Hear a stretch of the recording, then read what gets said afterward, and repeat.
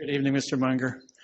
You've spent a really interesting life looking for the truth in a number of situations and then have acted upon it, whereas other folks in Wall Street and in academia and in other cultures seem to, even if they see the truth, they don't follow it. They find it easier or what have you to follow their fellows in doing this. What is it that you've done that you could suggest or that seems to be a model for these guys kind of discarding the opinions of their fellows and pursuing something that would really be, as you said, developing the knack for this?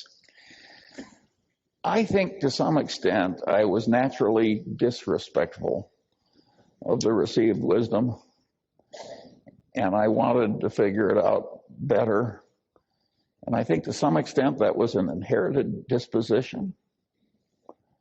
And I turned what many people would regard that horrible lemon into lemonade. But I don't know. I think you can make that kind of lemonade out of my kind of lemon.